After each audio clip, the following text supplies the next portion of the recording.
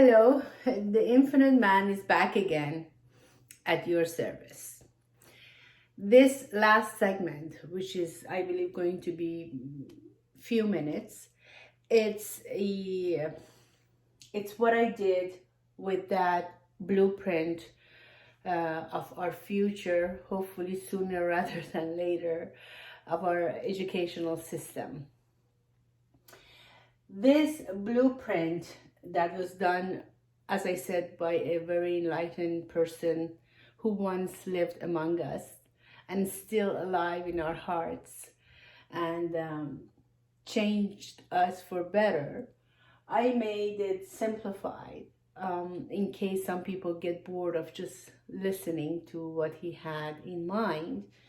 And this way, I believe I can sum up these few sessions, which was dedicated to education. The 5 dimensions that he talked about for a very productive educational system. Number 1 was no examination. It's truly unnecessary, because if we continue with this examination, multiple choices, or what have you, essays at the end of each term or semester or year, the end result, which has been and is going to continue if you continue that way, is going to produce people with a sense of being inferior, and some other students and people with a sense of being superior. And they're both are huge illusions. Why? Because one is just oneself, incomparable. So how can we, with the current system, this is what we are producing: people with a sense of being inferior or superior, and not connecting to the self, saying I am incomparable. So no examinations. Between the first dimension and the second one, he did speak of the importance of an international language. Why? Because when you and I, we can communicate, we can understand one another with the same language. It's less me versus you, or you versus me. We are connected. We can connect our thoughts and what's going on in our hearts. So the international language, it's very, very essential. And he suggested English language as an international language. And also the importance of always knowing your mother tongues. Why? Because when it comes to expressing, sincerely expressing your feeling, yourself, the mother tongue can actually justify that, and you will be very true to your heart. But that is going to set out a very small group of people understanding and connecting with one another, and the importance of international language globally is going to help us to connect with one another. The second dimension, he said, the inquiry of scientific subject, the reality that is outside. And he said not only computer and television is going to help us a lot, but guides, not teachers.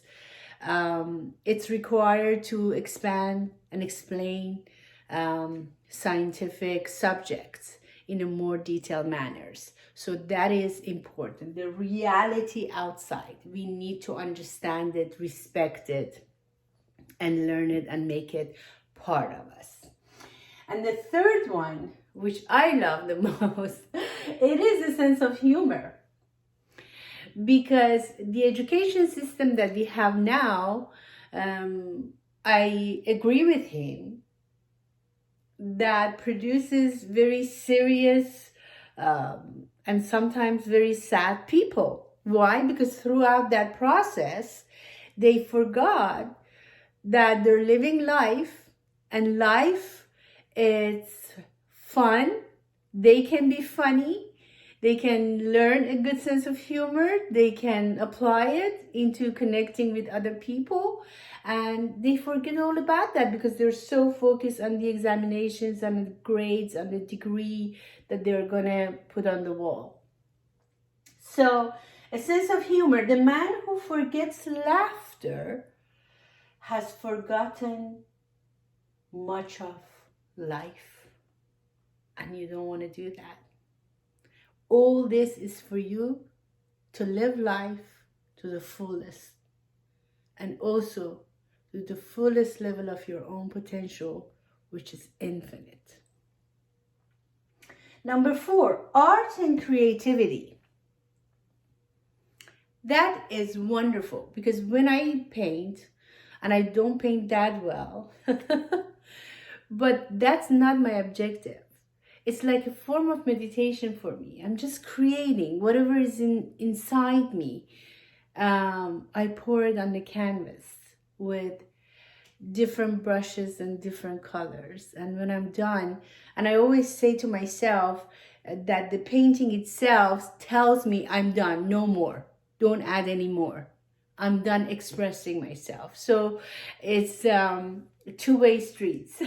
I'm trying to create something, and that thing, when it's completely created, tells me done. And then I put it on the wall and look at it time to time. It's a beautiful thing to create. Always. Every day. Art and creativity. By being creative, one becomes divine. And creativity is the only prayer. Beautifully said. Complete. And the last one is the art of dying. Something that the subject that the majority of us know about, believe in, but try to avoid. It's always for the neighbor, someone else. We hardly want to face our own mortality. And we better introduce this, which is part of life, to our students. Under that umbrella of education. The art of dying. Through meditation, we learn that there is an eternal life inside us. That infinity that I was talking about. That our life and being is infinite. So death is not an end, it's the beginning of something else. And there is no reason to be afraid of it. Sometimes it's very, very welcome, and because if we believe wholeheartedly, we are infinite beings, we are infinitely loved, we are infinitely shielded. There is nothing to be afraid of in life. That fear, that the first session I mentioned, is the cause and the roots of everything. Doubts, self-doubts, depression, lack of self-esteem, self-respect, all of that is an illusion. Death, like life, is very much real. And if we approach it, understand it, believe in it, and respect it, equally as life itself, we are one with the oneness. We are one with the whole thing, which is constantly transforming from one form of energy to another. So death is part of life. And we may as well introduce that to our children as early as possible, so they go through life with no fear whatsoever and continue creating and continue learning and continuously dealing with this jewel of a planet everyone and everything with love and respect. Thank you for watching. Namaste.